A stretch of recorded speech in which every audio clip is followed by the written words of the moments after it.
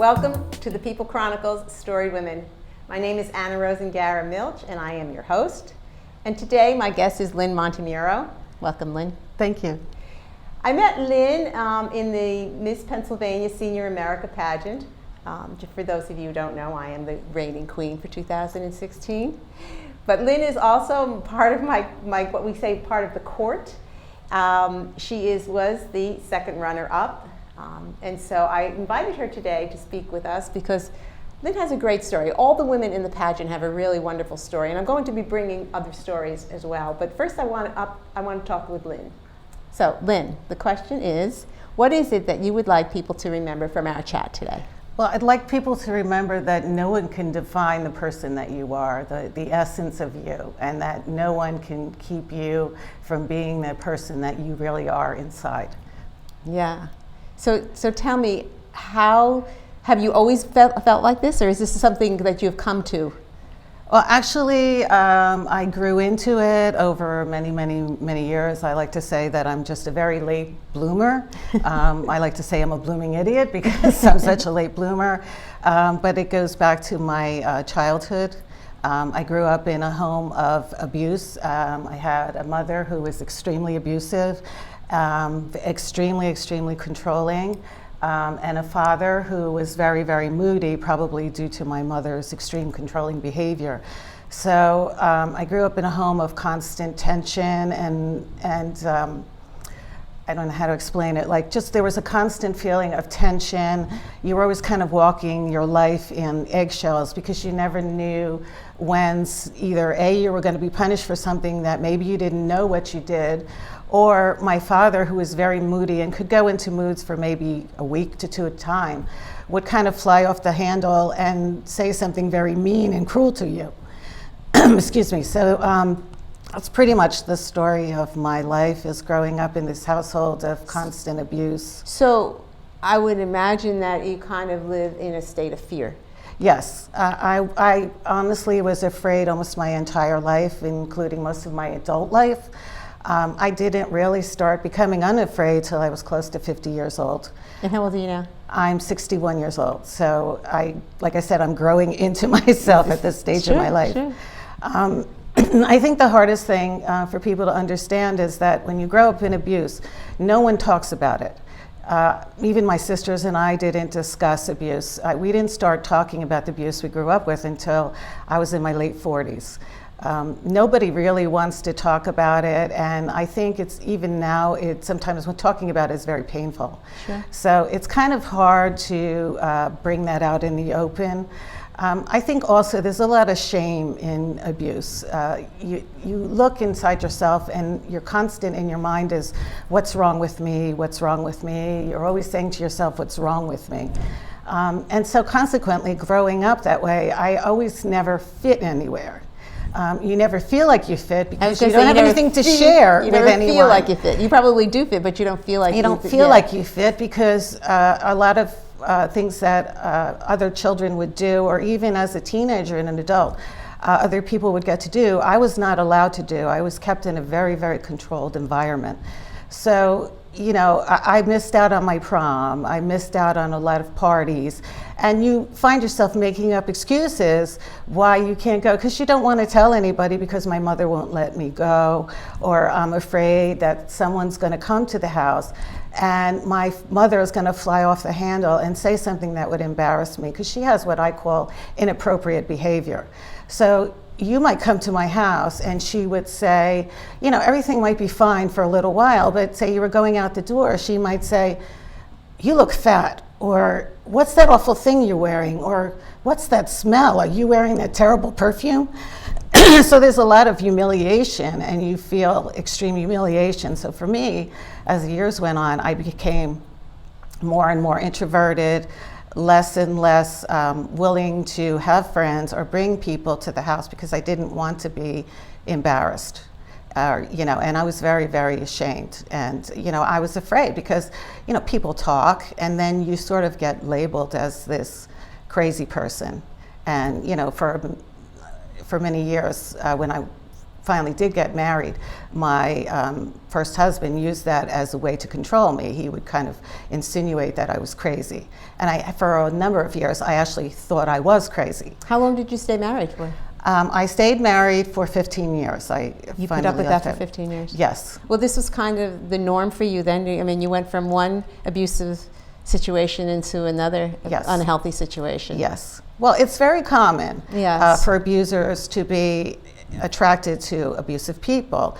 You might say to yourself, I don't want to be an abuser. I don't want to be married to an abuser. But subconsciously, I guess you're attracted to what seems familiar. And it sometimes it's not even on the surface level. It's sort of like subconsciously, it's familiar. And so from going to counseling, I learned that, a lot of times you don't even realize that you're attracted to that because it's very comforting in a way. Like you come from abuse, you go to abuse. It's almost like a comforting factor. Sure, yeah, it's your comfort zone. Yes. Yeah. So what happens then to break you out of that comfort zone? Because I know you're not there now. Right, I know. You know that, yes. I do know your husband, who is a wonderful man. Yes, your current husband. And so what breaks you out of this? Well, it was 15 years. I was married to my first husband, and he was both physically abusive, financially abusive. It's funny how abusers tie you to them. Sure. They tie you financially. They start tying you financially, then physically, mentally. They tie you in different ways, and they cut you from whatever connection you have from the outside world. And it was the same thing. I was so embarrassed. I didn't want people to know. I hid a lot of it. And he also cheated on me too. And I don't think I even wanted to admit to myself that I was married to this womanizing, abusive man, Sure. And so it becomes like a kind of a cycle. But it finally got to the point where I was working 2 jobs. He was much older than me. He was 23 years older than me. And I actually think I married him. And I did state many times that I was looking for stability in my life because I had come from this home that was so disjointed. I wanted something that was stable, that was constant. And because he was so much older, I thought, I guess subconsciously, that marrying an older man would be a stabilizing force in my life, which it wasn't. In fact, he was even almost more abusive in a lot of other ways. But you had one thing. Yes.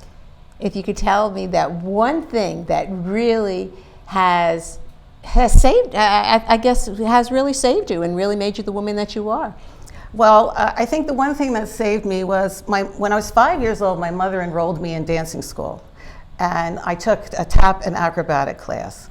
And, I don't know why my mother enrolled me in that class because my mother does not dance. She's not musical. She's not involved in anything theatrical at all.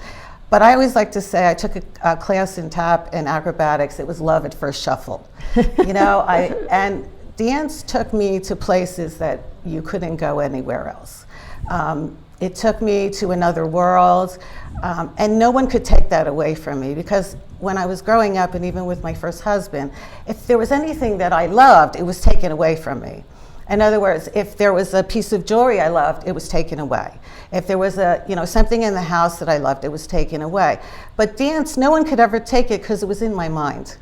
And I could dance anywhere. I could dance in my room. I could dance outside. And even if I wasn't allowed to dance physically, I could dance in my mind. So that took me to another, say, world where things could be beautiful and creative. One of the things about dance, historically, and obviously currently, is that there's a real healing. There's a sense of healing to it. I mean, ritually they dance to heal, and Yes. and I hear that that's basically what you did. I mean, you healed yourself through dancing. I did. I mean, dancing is really universal. And when you go to dancing school, you're in a community. So it only becomes like your family. So even though I was craving stability, I really did have it all the time. I just never realized that I had it in my dancing family. So I would go to dancing school, and originally it was like one class, and then as I got older, I started taking more classes. So I was up to, at one point, 7 classes a week. So I just kept dancing, and that creates that sense of creativity. There's the other parts of it too. There's the makeup and the costumes and the hair and the girly thing, and you discover things about yourself that you don't know through dance. So I think that's really, the thing is that music and dance is very healing, and so I was able to, I guess, heal myself. And in spite of all the abuse, even in my marriage and even when I was a child, I refused to give up my dancing. That was the one thing, even though he tried to force me to give it up, I'm like, I'm not giving up my dancing for anything. And I insisted that that was the one thing that I did. So and eventually so now, it healed me. I'm sorry, go ahead. So, and now, this year, you have taken that dance to the next level. Yes. And you have actually put it out there in front of the whole world to see by entering the pageant. Yes, yes. And I have seen her dance. The girl can dance. But I think that, it's almost as if this is like almost your crowning moment in a sense, right? Yes, yeah. I think that, I think the wonderful thing is, as I got involved with the pageant, they have what they call the Cameo Club, which is the ladies who have past queens, and they perform in different nursing homes and different, venues. They asked me to choreograph a dance, which now I am, I guess, apparently their choreographer. Yes, she is the choreographer. So, I have to learn how to count steps. So now I get to create dances, and we perform in different venues, which is really a wonderful thing because you can bring so much joy to people. Because dancing and music not only brings beauty to yourself, but it brings beauty and happiness to other people. So I think, the upside of it is, out of every sad thing, there's a good thing that comes out of it, because you can make someone else's life much better with just a small little bit of nothing. Actually, it seems like sometimes, but you can bring a lot of joy to a lot of other people's lives. So I think, Lynn, you bring a lot of joy to you. my life. I know that, but I hopefully, and I think what the real beauty of this is that you've learned to bring the joy to your life. Nobody has. Nothing that has ever happened to you has been able to keep that joy, and you exude that, and it's just a thrill to be around you. And well, I like to say I'm discovering who I am now. I'm actually living the childhood I never had. I've gotten to do so many different things and try new things. I think people don't realize when you get older, they think that the world ends. Like when you turn 40, the world's over. When you turn 50, it's even more over. It's not true. It's really not true. And you can do so many wonderful things. I mean, I must have a list of 50 things that are constantly growing that I want to do. And as long as you're open to them, you can accomplish them. It doesn't matter how old you are. That's and right. I think you should keep on dreaming your dreams, and especially to people who are maybe much more senior incapacitated, you can still live in your mind. You can still live your dreams in your mind. So I can still dance in my dreams. Excellent. And so can anybody else. So, thank you. Thank you. Thank you for coming, Lynn, and thank you. And remember that you can always dance in your dreams. Thank you for following Storied Women on the People Chronicles. Please subscribe to our YouTube channel, The People Chronicles, and you won't miss any stories.